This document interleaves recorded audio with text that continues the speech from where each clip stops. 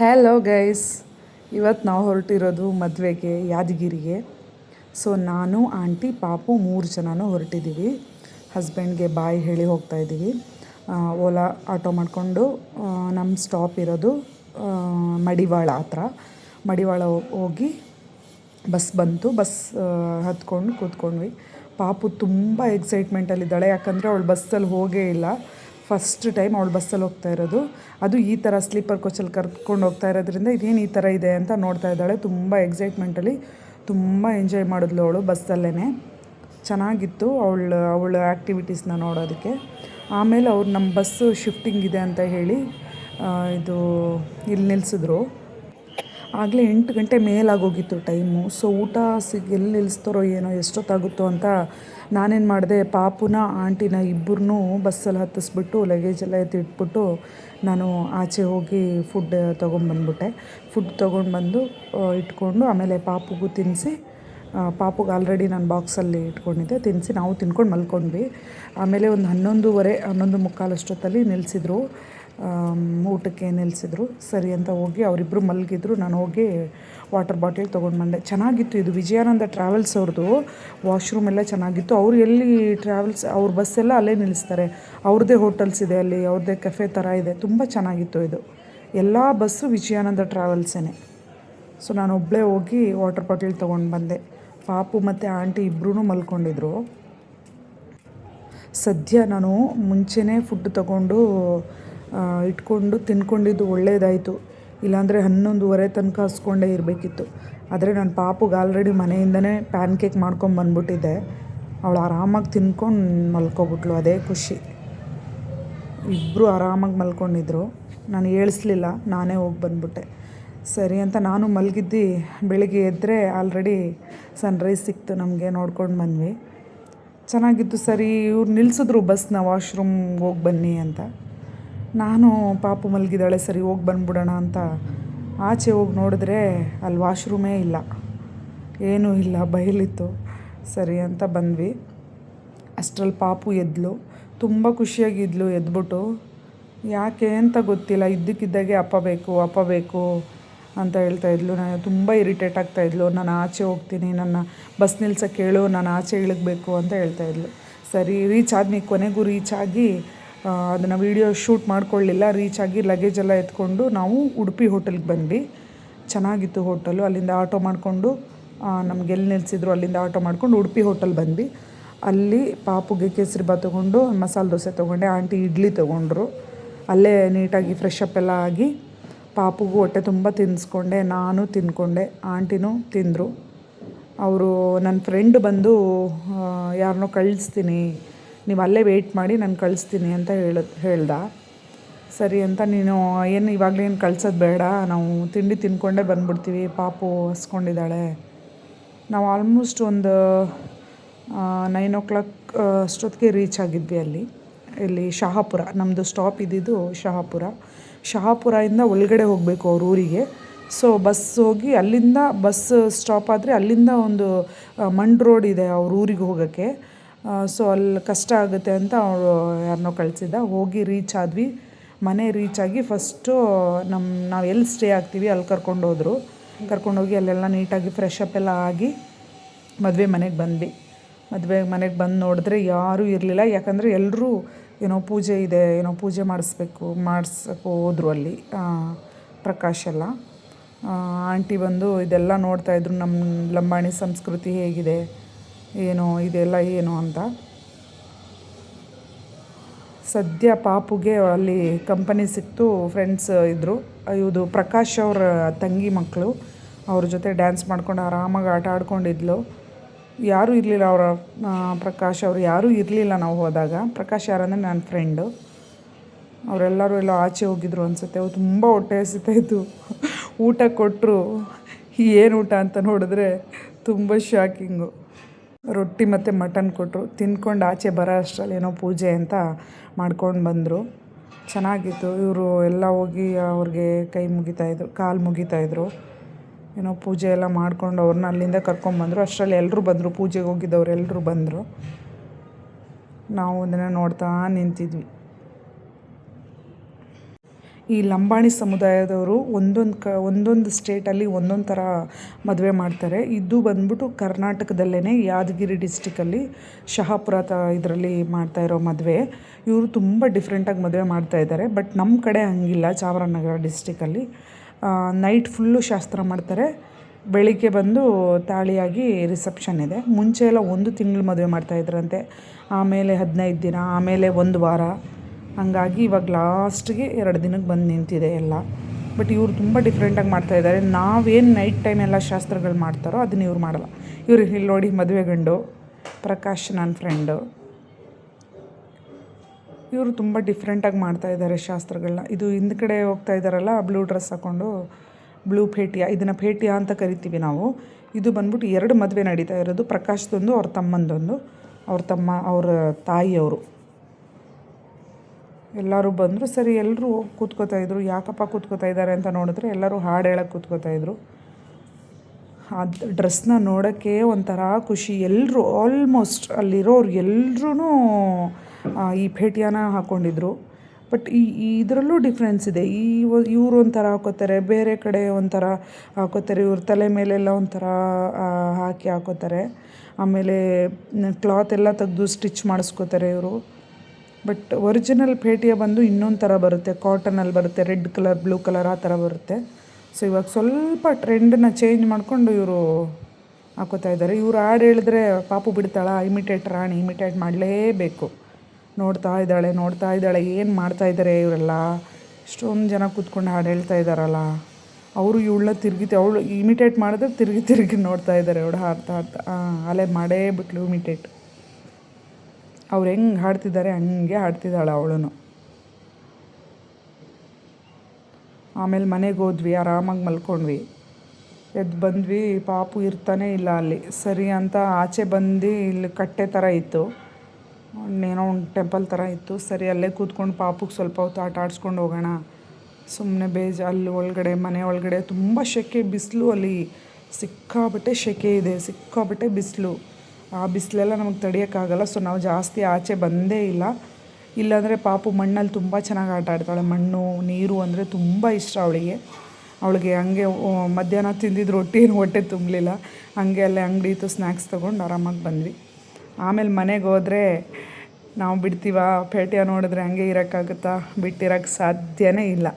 ಅವರು ಕೇಳಿದೆ ಭೇಟಿ, ಅವರು ತುಂಬ ಖುಷಿಯಿಂದ, ಅವರೆಲ್ಲರೂ ತುಂಬ ಖುಷಿಯಿಂದ ಬಂದು ನನಗೆ ಎಲ್ಲ ಹಾಕ್ಕೊಟ್ರು. ಬಟ್ ಅದು ಮುಂದ್ಗಡೆ ಬಂದು ಹೆಣ್ದು ಒಂದು ಇದಾಗ್ತಾರೆ, ಅದೇ ಅವ್ರ ಕಡೆ ತಾಳಿ ಅಂತೆ. ಅದನ್ನು ಹಾಕಲೇಬೇಕು ಮದುವೆ ಆಗಿರೋರೆಲ್ಲ. ಮದುವೆ ಆಗಿಲ್ಲದೆ ಇರೋರು ಅದನ್ನು ಹಾಕಲ್ಲ. ಇಲ್ಲಿ ನೋಡಿ, ಇವ್ರು ಹಾಕ್ಕೊಂಡಿದ್ದಾರಲ್ಲ ತಲೆ ಹಿಂದೆ, ಅದನ್ನು ಇವ್ರ ಕಡೆಯವರು ಅದನ್ನು ಹಾಕೋತಾರೆ. ಬೇರೆ ಸುಮಾರು ಕಡೆ ಆ ಥರ ಇಲ್ಲ. ನಾನು ಮುಂಚೆ ಎಲ್ಲ ಹಾಕ್ಕೊಂಡಿದ್ದೀನಿ ಭೇಟಿಯ, ಈ ಥರ ಹಾಕ್ಕೊಂಡಿಲ್ಲ.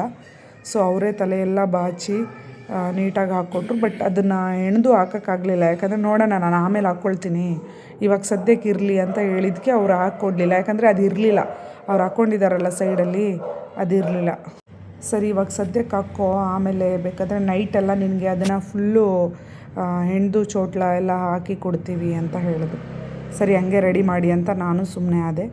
ಬಟ್ ನಮ್ಮ ಕಡೆ ಯಾರೂ ಭೇಟಿಯ ಹಾಕ್ಕೊಳ್ಳಲ್ಲ. ಯಾಕಂದರೆ ಯಾರ ಹತ್ರನೂ ಭೇಟಿಯ ಇಲ್ಲ. ಇವಾಗ ಒಂದು ಭೇಟಿಯ ನಾವು ಹೊಲಿಸ್ಕೊಂಡು ನಾವು ಹಾಕ್ಕೋಬೇಕು, ನೀಟಾಗಿ ಒಂದು ಭೇಟಿಯ ಬೇಕು ಅಂತ ಅಂದರೆ 25,000 30,000 ಆಗುತ್ತೆ. ಅದಕ್ಕೋ ಏನೋ ಯಾರೂ ಹಾಕೋತಾ ಇಲ್ವೋ, ಎಲ್ಲ ಸಂಸ್ಕೃತಿ ಎಲ್ಲ ಹೋಯಿತು. ಆದರೆ ನಮ್ಮ ಹಸ್ಬೆಂಡ್ ಊರಲ್ಲಿ ನಮ್ಮ ಹಸ್ಬೆಂಡ್ ಅವರ ಅಜ್ಜಿ ಒಬ್ಬರು ಹಾಕೋತಾರೆ. ಬಟ್ ಈ ಥರ ಇಲ್ಲ, ಅದು ತುಂಬ ಸಿಂಪಲ್, ಬರೀ ಕ್ಲಾತ್ ಅಷ್ಟೇ. ಅದು ಭೇಟಿಯಾದ ಕ್ಲಾತ್ ಅಷ್ಟೇ ಹಾಕೋತಾರೆ, ಈ ಥರ ಎಲ್ಲ ಹಾಕ್ಕೊಳ್ಳಲ್ಲ. ಬಟ್ ಇಲ್ಲಿರೋ ಜನ ಬಂದು ಇದನ್ನು ಡೈಲಿ ಹಾಕೋತಾರೆ. ಡೈಲಿ ಇದನ್ನು ಹಾಕ್ಕೊಂಡೇ ಇರ್ತಾರೆ. ನಾನು ಕೇಳಿದೆ ಅವ್ರಿಗೆ, ನಿಮಗೆ ಶೆಕೆ ಆಗಲ್ವಾ, ಈ ಥರ ಹಾಕ್ಕೊಂಡಿರ್ತಾರೆ, ನಿಮ್ಗೆ ಇರಿಟೇಟ್ ಆಗಲ್ವಾ ಅಂತ. ಇಲ್ಲ, ನಮ್ಗೆ ರೂಢಿಯಾಗಿದೆ, ನಾವು ಇದನ್ನೆಲ್ಲ ಹಾಕೋತೀವಿ ಅಂತ ಹೇಳಿದ್ರು. ಇವರು ಅಷ್ಟೇ ಅಲ್ಲದೆ ಇವ್ರಿಗೆ ಗೋಲ್ಡೆಲ್ಲ ತೆಗೆದುಕೊಟ್ರು ನನಗೆ, ಹಾಕೋ ನೀನು ಅಂತ ಎಲ್ಲ. ಇದು ಇವಾಗ ಕೈಗೆ ಹಾಕ್ತಾ ಇದ್ದಾರಲ್ಲ, ಅದು ಬಂದು ಬೆಳ್ಳಿದು, ಮೇಲ್ಗಡೆ ಫುಲ್ ಬೆಳ್ಳಿದದು. ಅದನ್ನೆಲ್ಲ ಬಿಚ್ಚಿಕೊಟ್ರು. ಕತ್ತಲ್ಲೆಲ್ಲ ಏನೇನೋ ಗೋಲ್ಡ್ದೆಲ್ಲ ಹಾಕ್ಕೊಟ್ರು. ಬಟ್ ಇವರು ಇದನ್ನು ಡೈಲಿ ಹಾಕ್ಕೊಳ್ಳೋದೇ ಒಂದು ನನಗೆ ಆಶ್ಚರ್ಯ ಅನ್ನಿಸ್ತು. ಇದೇನಪ್ಪ ಡೈಲಿ ಹಾಕೋತಾರಲ್ಲ ಅಂತ. ಆಮೇಲೆ ನನ್ನ ಮಗಳು ಬಿಡಬೇಕಲ್ಲ, ಆಮೇಲೆ ಫೋಟೋಸ್ ಎಲ್ಲ ತಗೊಂಡೆ. ಆಮೇಲೆ ನೈಟ್ಗೆ ರೆಡಿ ಆದ್ವಿ. ನಾನು ಡ್ರೆಸ್ ಎಲ್ಲ ಚೇಂಜ್ ಮಾಡಿಕೊಂಡೆ. ಸರಿ, ಪಾಪುಗೆ ಸ್ವಲ್ಪ ಹೊತ್ತು ತೋರಿಸ್ಕೊಂಡು ಏನೇನು ಮಾಡ್ತಾರೆ ಅಲ್ಲಿ ಬೇರೆ ಏನಿದೆಯೋ ಊಟ ಮಾಡ್ಕೊಂಡು ಆಮೇಲೆ ಬರೋಣ, ಬಂದು ಆಮೇಲೆ ರೆಡಿ ಆಗೋಣ ಅಂತ ಅಂದ್ಕೊಂಡು ಪಾಪುನು ನನ್ನ ಫ್ರೆಂಡ್ಸ್ ಎಲ್ಲ ಬಂದಿದ್ದರು. ಫ್ರೆಂಡ್ ಪಾಪು ಜೊತೆ ಎಲ್ಲ ಆಟ ಆಡ್ಕೊಂಡಿದ್ಲು, ಆರಾಮಾಗಿದ್ಲು. ಆಮೇಲೆ ಹೋದ್ವಿ ಅಲ್ಲಿಗೆ, ಮದುವೆ ಮನೆಗೆ ಹೋಗಿ ಎಲ್ಲ ನೋಡಿಕೊಂಡು ಪಾಪುಗೆ ಫಸ್ಟು ಊಟ ಮಾಡಿಸ್ಕೊಂಡೆ. ಪಾಪುಗೆಲ್ಲ ಊಟ ಮಾಡಿಸ್ಕೊಂಡೆ. ಇಲ್ಲಿ ಆಂಟಿಗೆ ಕುಡಿಯೋಕ್ಕೆ ಜ್ಯೂಸ್ ಕೊಟ್ಟಿದ್ದರು, ಅವರು ಕುಡ್ಕೊಂಡು ಆರಾಮಾಗಿ ಕೂತಿದ್ರು. ಆಮೇಲೆ ನಾನು ಪಾಪುಗೆ ಊಟ ಮಾಡಿಸ್ಕೊಂಡು ಎಲ್ಲರದ್ದು ಸ್ವಲ್ಪ ಶೂಟ್ ಮಾಡಿಕೊಂಡೆ. ಯಾರ್ಯಾರು ಅಂತ ಗೊತ್ತಾಗ್ತಾ ಇರಲಿಲ್ಲ, ಎಲ್ಲ ಒಂದೇ ಥರ ಕಾಣಿಸ್ತಾಯಿದ್ರು. ಇಲ್ಲಿ ನೋಡಿ ಎಷ್ಟು ಚೆನ್ನಾಗಿದೆ ನಮ್ಮ ಪೇಟಿಯ. ಇದು ಹುಡುಗನ ತಾಯಿ, ಇವರು ನನ್ನ ಫ್ರೆಂಡ್ ತಮ್ಮ ಇದ್ದಾರಲ್ಲ ಅವ್ರ ತಾಯಿ. ಆ್ಯಕ್ಚುಲಿ 2 ಮದುವೆ ನಡೀತಾ ಇರೋದು, ಒಂದೇ ದಿನ 2 ಮದುವೆ ಮಾಡ್ತಾಯಿದ್ದಾರೆ. ಪಾಪು ಎಲ್ಲ ಆರಾಮಾಗಿ ಆಟ ಆಡ್ಕೊಂಡು ಚೆನ್ನಾಗಿದ್ಲು. ಆಂಟಿ ಜ್ಯೂಸ್ ಕುಡಿತಾ ಇದ್ದೀನಿ ನೋಡು, ಚಿಯರ್ಸ್ ಮಾಡು ಅಂತ ಹೇಳ್ತಾ ಇದ್ರು. ಅಷ್ಟರಲ್ಲೇ ಎಲ್ಲ ವಾಲ್ಗದ ಏನು ಡ್ರಮ್ಸ್ ಅವರೆಲ್ಲ ಬಂದು ಕೊಡ್ತಾ ಇದ್ದಂಗೆ ಸ್ಟಾರ್ಟ್ ಆಯಿತು ಡ್ಯಾನ್ಸ್ ಎಲ್ಲ ಮಾಡ್ಕೊಂಡಿದ್ರು. ಇದು ಬಂದು ಇಂದು ಮದುವೆ ಮನೆಯಲ್ಲಿ ಯಾರಾದರೂ ತೀರ್ಕೊಂಡಾಗೆಲ್ಲ ಈ ಥರ ಮಾಡ್ತಾರೆ, ಏನೋ ಸ್ಟೋರಿ ಹೇಳ್ತಾರೆ. ಸ್ಟೋರಿ ಎಲ್ಲ ಹೇಳಿ ಇದನ್ನು ಬಾರಿಸ್ತಾರೆ. ಇವ್ರದ್ದೊಂದು ಕಲ್ಚರ್ ಇದೆ. ಎಲ್ಲ ಡ್ಯಾನ್ಸ್ ಸ್ಟಾರ್ಟ್ ಮಾಡಿಕೊಂಡು ಅಷ್ಟರಲ್ಲಿ ನೈಟು ಊಟ ಎಲ್ಲ ಮಾಡಿಕೊಂಡು, ಬಟ್ ಇವ್ರದ್ದು ಏನೂ ಶಾಸ್ತ್ರಗಳೇನೂ ಇನ್ನೂ ಸ್ಟಾರ್ಟ್ ಆಗಿಲ್ಲ. ಮಟನ್ ಊಟ ನಾನ್ ವೆಜ್ ಎಲ್ಲ ಮಾಡಿದ್ದಾರೆ. ಎಲ್ಲ ಊರವರೆಲ್ಲ ಬಂದು ತಿನ್ಕೊಂಡು ಹೋಗ್ತಾಯಿದ್ದಾರೆ. ಇದೆಲ್ಲ ಮುಗಿಯೋಕ್ಕೆ ಆಲ್ಮೋಸ್ಟ್ 11:30 ಆಯಿತು. 11:30 ಆಯಿತು. ನಾವು ಊಟ ಮಾಡಿದ್ದೆ 10 ಗಂಟೆ ಆಯಿತು. ನಾವು ಊಟ ಎಲ್ಲ ಮಾಡಿಕೊಂಡು ನಾನು ಸರಿ ಪಾಪುನ ಮಲಗಿಸ್ಬಿಟ್ಟು ಬಂದ್ಬಿಡೋಣ, ಆಮೇಲೆ ಮತ್ತೆ ಪೇಟೆ ಹಾಕ್ಕೊಳ್ಳೋಣ ಅಂತ ಅಂದ್ಕೊಂಡೆ. ಪಾಪುನ ಮಲಗಿಸೋಣ ಅಂತ ಅಂದ್ಕೊಂಡ್ರೆ ಅವಳು ರೆಡಿನೇ ಇಲ್ಲ ಮಲ್ಕೊಳ್ಳೋಕ್ಕೆ. ಆರಾಮಾಗಿ ನೋಡ್ತಾ ನಿಂತಿದ್ಲು, ತುಂಬ ಎಂಜಾಯ್ ಮಾಡ್ತಿದ್ಲು. ಅವ್ರು ಮಾಡ್ತಿರೋದನ್ನೆಲ್ಲ ನೋಡಿ ಅವಳು ಡ್ಯಾನ್ಸ್ ಎಲ್ಲ ಮಾಡ್ತಾಯಿದ್ಲು. ತುಂಬ ಕಂಫರ್ಟಬಲಾಗಿದ್ಲು, ಆರಾಮಾಗಿದ್ಲು. ಸರಿ, ಅವಳಿಗೆ ನಿದ್ದೆ ಡಿಸ್ಟರ್ಬ್ ಆಗೋದು ಬೇಡ, ಅವಳು ಹಿಂಸೆ ಆಗ್ತಾಳೆ ಅಂತ ಹೇಳಿ ನಾನೇ ಕರ್ಕೊಂಡೋದೆ. ಮನೆಗೆ ಕರ್ಕೊಂಡೋಗಿ ಸರಿ ಮಲ್ಕೋ ಅಂತ ಮಲಗಿಸ್ಬಿಟ್ಟು ನಾನು ಒಬ್ಬಳೇ, ಆಂಟಿನ ಇಬ್ಬರು ರೆಡಿಯಾಗಿ ಬರಬೇಕಿತ್ತು. ಬಟ್ ಆಂಟಿ ಇಲ್ಲ, ನನಗೂ ಯಾಕೋ ನಿದ್ದೆ ಬರ್ತೈತೆ, ನಾನು ಮತ್ತೆ ಎದ್ದು ಬರೋಕ್ಕೆ ನನಗೆ ಕಷ್ಟ ಆಗ್ಬೋದು, ಪಾಪು ಜೊತೆ ನಾನು ಮಲ್ಕೋತೀನಿ, ನೀನು ಹೋಗ್ಬಾ ಅಂತಂದರು. ಇವ್ರದ್ದು ಶಾಸ್ತ್ರಗಳೆಲ್ಲ ಸ್ಟಾರ್ಟ್ ಆಗೋಕ್ಕೆ ಆಲ್ಮೋಸ್ಟ್ 12:30 ಮೇಲಾಗೋಯಿತು. ಏನೂ ಶಾಸ್ತ್ರಗಳಾಗಿಲ್ಲ, ಬಟ್ ಎಲ್ಲರೂ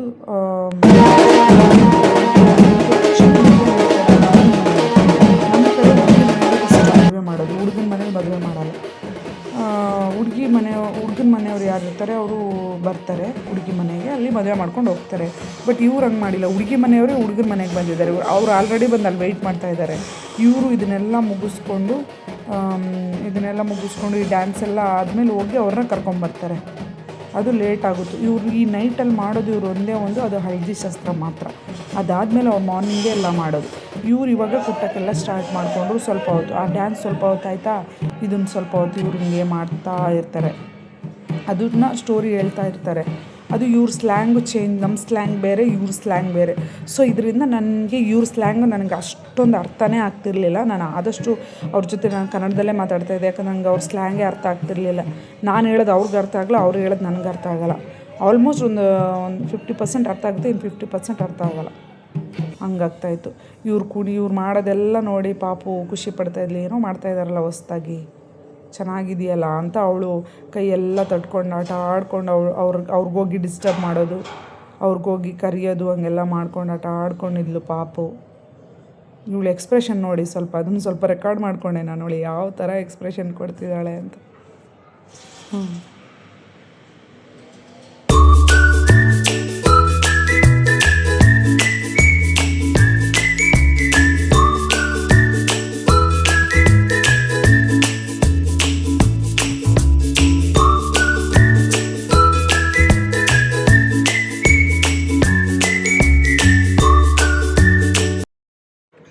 ಸರಿ, ಆಟ ಆಡಿದ್ದೆಲ್ಲ ಸಾಕು, ಟೈಮ್ ಆಯಿತು ಅಂತ ನಾನೇ ಪಾಪನ ಕರ್ಕೊಂಡೋಗಿ ಮಲಗಿಸ್ಬಿಟ್ಟು ಬಂದ್ಬಿಟ್ಟೆ.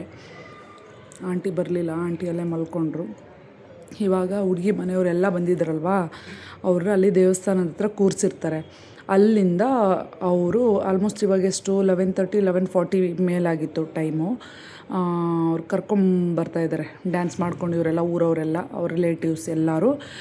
ಇದು ಹಳದಿ ಫಂಕ್ಷನ್ ಆಗಿರೋದ್ರಿಂದ ಆಲ್ಮೋಸ್ಟ್ ಎಲ್ಲರೂ ಯೆಲ್ಲೋ ಕಲರ್ ಪೇಟಿಯಾನೇ ಹಾಕ್ಕೊಂಡಿದ್ರು. Yellow colour sari, yellow colour dress ಆ ಥರ ಹಾಕ್ಕೊಂಡಿದ್ರು. ಎಲ್ಲ ಕರ್ಕೊಂಬರ್ತಾಯಿದ್ದಾರೆ ಹುಡುಗಿನ. ಶಾಸ್ತ್ರಗಳೆಲ್ಲ ಅವ್ರಿಗೆ ಆರತಿ ಎಲ್ಲ ತೆಗೆದು ಅಲ್ಲೇ ಆಚೆನೇ ಕೂರಿಸ್ತಾರೆ, ಮನೆ ಒಳಗಡೆ ಕರ್ಕೊಂಬರಲ್ಲ. ಯಾಕಂದರೆ ತಾಲಿ ಕಟ್ಟೋಕ್ಕೆ ಮುಂಚೆ ಮನೆ ಒಳಗಡೆ ಬರಬಾರ್ದು ಅಂತ ಹೇಳಿ 2 ಹುಡುಗಿರು, ಸೊ ಪ್ರಕಾಶ್ ಅವ್ರ ಹುಡುಗಿ ಮತ್ತು ಅವ್ರ ತಮ್ಮ ಶಿವಕುಮಾರ್ ಅವ್ರ ಹುಡುಗಿ ಇಬ್ಬರನ್ನೂ ಕರ್ಕೊಂಬರ್ತಾಯಿದ್ದಾರೆ. ಇಬ್ಬರು ಮನೆ ರಿಲೇಟಿವ್ಸು ಎಲ್ಲರೂ ಬಂದಿದ್ದಾರೆ. ಅವ್ರನ್ನ ಆರತಿ ತೆಗೆದು ಅವ್ರನ್ನ ಒಳಗಡೆ ಕರೆಯಲ್ಲ, ಅವ್ರ ಆಚೆನೇ ಕೂರಿಸ್ತಾರೆ. ಇವ್ರನ್ನ ಆಚೆ ಕೂರಿಸ್ತಾರೆ, ಹುಡುಗಿನ ಮತ್ತು ಹುಡುಗಿ ಮನೆಯವ್ರನ್ನ ಆಚೆ ಕೂರಿಸ್ತಾರೆ. ಆಮೇಲೆ ಅವರೆಲ್ಲರೂ ಹುಡುಗಿ ಮನೆಯವ್ರು ಯಾರ್ಯಾರಿದ್ದಾರೆ ಎಲ್ಲರೂ ಊಟ ಮಾಡ್ಕೊತಾರೆ. ಆಮೇಲೆ ಇವರು ನಮ್ಮ ಒಂದು ಲಂಬಾಣಿ ಸಂಸ್ಕೃತಿನಲ್ಲಿರುವಂಥ ಒಂದು ಮೇಯ್ನ್ ಶಾಸ್ತ್ರ ಏನಂದರೆ ಢಾವ್ಲು ಅಂತ. ಇದನ್ನು ತುಂಬ ಅಳ್ತಾರೆ.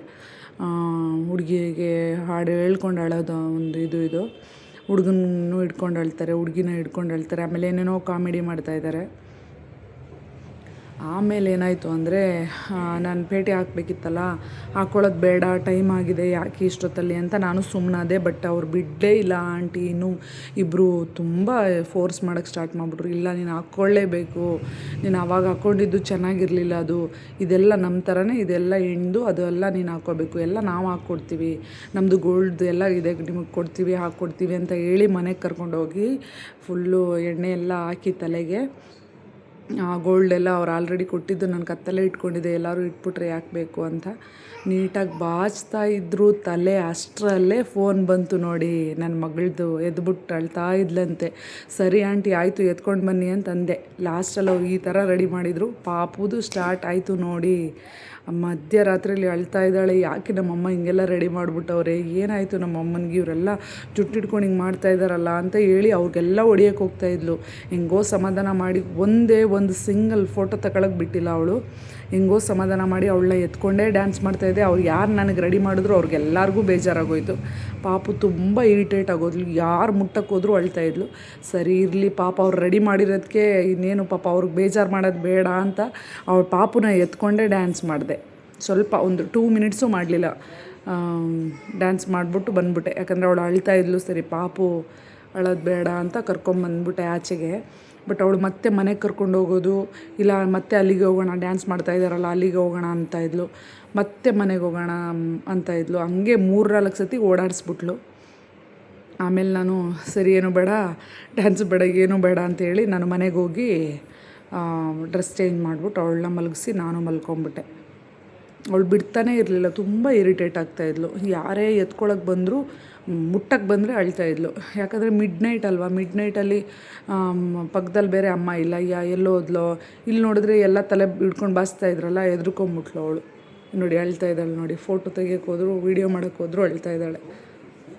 ಆಮೇಲೆ ಇವರೆಲ್ಲ ಹುಡುಗರೆಲ್ಲ ಹೋಗಿ ಯೆಲ್ಲೋ ಕಲರ್ ಡ್ರೆಸ್ ಹಾಕ್ಕೊಂಬಂದ್ರು ಹಳದಿ ಶಾಸ್ತ್ರಕ್ಕೆ.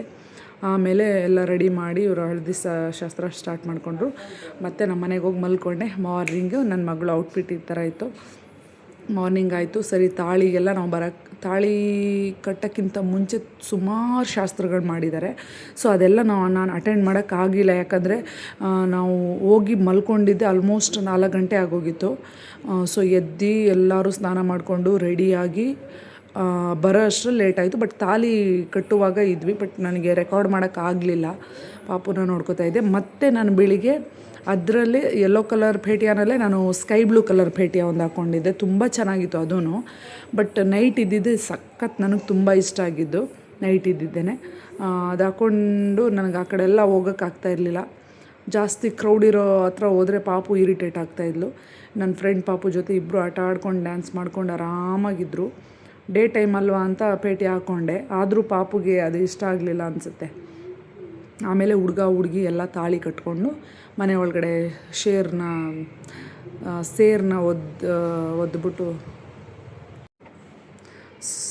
ಒದ್ಬಿಟ್ಟು ಮನೆ ತುಂಬಿಸ್ಕೊಳ್ಳೋ ಶಾಸ್ತ್ರ ಇತ್ತು. ಸೊ ಅದಕ್ಕೋಸ್ಕರ ಅವ್ರನ್ನ ಕರ್ಕೊಂಡೋದ್ರು. ಆಮೇಲೆ ನಾವು ಮೇಯ್ನು ಊಟಕ್ಕೆ ಹೋದ್ವಿ. ಬೆಳಿಗ್ಗೆ ನಮಗೆ ಮನೆಗೆ ಉಪ್ಪಿಟ್ಟು ತಂದು ಕೊಟ್ಬಿಟ್ಟಿದ್ರು. ಸೊ ಅಲ್ಲೇ ಬ್ರೇಕ್ಫಾಸ್ಟ್ ಎಲ್ಲ ಮಾಡ್ಕೊಬಿಟ್ವಿ. ಇದು ಬಂದ್ಬಿಟ್ಟು ಅವರು ಮದುವೆ ಊಟ ಹೆಂಗಿದೆ ನೋಡಿ, ಚಪಾತಿ ಮಾಡಿದರು ಮತ್ತು ರೊಟ್ಟಿ ನಮ್ಮ ಕೈಲಿ ತಿನ್ನೋಕ್ಕಾಗಲ್ಲ ಅಂತ ಹೇಳಿ ರೊಟ್ಟಿನ ತೆಗೆದು ಸೈಡಲ್ಲಿಟ್ಟು ನಾವು ಅಲ್ಲಿದ್ದಿದ್ದು ಚಪಾತಿ, ಪಲ್ಯ ಮತ್ತು ಅದು ಬದನೆಕಾಯಿ ಸಾಂಬಾರು, ಮಿಕ್ಸ್ಚರು, 2 ಥರದ ಸ್ವೀಟೆಲ್ಲ ಮಾಡಿದರು. ತಿಂದ್ಕೊಂಡ್ವಿ, ಹೆಂಗೋ ತಿಂದ್ಕೊಂಡ್ವಿ. ಪಾಪು ತಿನ್ನಲಿಲ್ಲ. ಸರಿ ಅಂತ ಇವರು ಇದ್ದಾರಲ್ಲ ಇವ್ರ ಮನೆಯೆಲ್ಲ ನೋಡಿಕೊಂಡು ನಾವು ಇವ್ರ ಕಿಚನ್ ತೋರಿಸ್ತೀನಿ ನೋಡಿ ನಿಮಗೆ. ಎಷ್ಟು ಚೆನ್ನಾಗಿತ್ತು ಅಂದರೆ ಒಂಥರ ಡಿಫ್ರೆಂಟಾಗಿತ್ತು ನೋಡೋಕ್ಕೇ. ಇದು ಇವರು ಇದರಲ್ಲಿ ಕಟ್ಟಿ ಹಾಲು ಇಟ್ಕೊಂಡಿದ್ರು, ಹಾಲು ಮೊಸರು ಇಡೋಕ್ಕೆ ಅಂತ. ಚೆನ್ನಾಗಿತ್ತು ಒಂಥರ ಇವ್ರ ಕಿಚನು. ಇವ್ರ ಮನೆಯೆಲ್ಲ ನೋಡಿಕೊಂಡು ನಾವು ಪಾಪುನ ಮಲಗಿಸೋಣ ಅಂತ ಅಂದ್ಕೊಂಡು ಮನೆಗೆ ಹೋಗಿ ಪಾಪುನ ಮಲಗಿಸ್ಬಿಟ್ಟು ನಾನು ಆಮೇಲೆ ರಿಸೆಪ್ಷನ್ ಬಂದು ಅವ್ರಿಗೆ ವಿಶ್ ಮಾಡಿದೆ. ಯಾಕಂತಲೇ ಗೊತ್ತಿಲ್ಲ, 4 ಜನನೂ ತುಂಬ ಡಲ್ಲಾಗಿದ್ದರು. ಸರಿ ನಾವು ಹೊರಟ್ವಿ, ಎಲ್ಲ ಮುಗಿಸ್ಕೊಂಡು ಊರ ಕಡೆ ಹೊರಟ್ವಿ. ಅವ್ರ ಮದುವೆ ಎಲ್ಲ ಮುಗೀತು. ಅವ್ರ ಮದುವೆ ಎಲ್ಲ ಮುಗಿದಾದ್ಮೇಲೆ ಅವ್ರಿಗೆ ಏನೋ ಶಾಸ್ತ್ರಗಳು ಮೆರವಣಿಗೆ ಎಲ್ಲ ಇದೆಯಂತೆ. ಸೊ ಅದೆಲ್ಲ ನೋಡೋಕ್ಕಾಗಲಿಲ್ಲ, ಟೈಮ್ ಆಗುತ್ತೆ ಅಂತ ಬಂದುಬಿಟ್ವಿ. ನನ್ನ ಸ್ಲಿಪ್ಪರ್ ಊರಲ್ಲೇ ಕಿತ್ತೋಯ್ತು. ನಾನು ಬರಿಗಾಲಲ್ಲೇ ಬಂದೆ ಇಲ್ಲಿ ತೊಗೊಳ್ಳೋಣ ಶಹಾಪುರದಲ್ಲಿ ಅಂತ. ನಮ್ಮ ಬಸ್ ಇದ್ದಿದ್ದು 8:15ಗೆ, ನಮ್ಮ ಫ್ರೆಂಡ್ಸ್ ಬಸ್ ಇದ್ದಿದ್ದು ಬಂದು 7:45ಗೆ. ಬಂದು ನೋಡ್ತೀನಿ ಶಹಾಪುರ ಬಸ್ ಸ್ಟ್ಯಾಂಡು ಎಷ್ಟು ಗಲೀಜಾಗಿದೆ ಅಂದರೆ ತುಂಬ ಬೇಜಾರಾಗೋಯಿತು ನೋಡ್ಬಿಟ್ಟು. ಅಲ್ಲಿ ಎಷ್ಟೊಂದು ಗಲೀಜಾಗಿ ಇಟ್ಕೊಂಡಿದ್ದಾರೆ, ಏನೂ ಕ್ಲೀನ್ ಮಾಡಿಲ್ಲ. ವಾಶ್ರೂಮ್ ನೋಡೋಕ್ಕಾಗಲ್ಲ, ಅಲ್ಲಿರೋ ಬಸ್ ಸ್ಟ್ಯಾಂಡ್ ಒಳಗಡೆ ಇರೋ ಹೋಟೆಲ್ನ ನೋಡೋಕ್ಕಾಗಲ್ಲ, ಅಷ್ಟು ಗಲೀಜಲ್ಲೂ ಅಲ್ಲಿ ಜನಗಳು ಕೂತ್ಕೊಂಡು ಊಟ ಮಾಡ್ತಾಯಿದ್ರು. ನಿಜವಾಗ್ಲೂ ತುಂಬಾ ಬೇಜಾರಾಗೋಯಿತು ನನಗೆ. ಪಾಪು ತುಂಬ ಹಿಂಸೆ ಮಾಡ್ತಾಯಿದ್ಲು ಅಂತ ಎಲ್ಲೂ ಆಚೆ ಹೋಗೋಕ್ಕಾಗಲಿಲ್ಲ ನನಗೆ, ಏನೂ ಮಾಡೋಕ್ಕಾಗಲಿಲ್ಲ, ಒಂದು ಸ್ಲಿಪ್ಪರೂ ತೊಗೊಳಕ್ಕಾಗಲಿಲ್ಲ, ಹಂಗೆ ಇದ್ಬಿಟ್ಟೆ.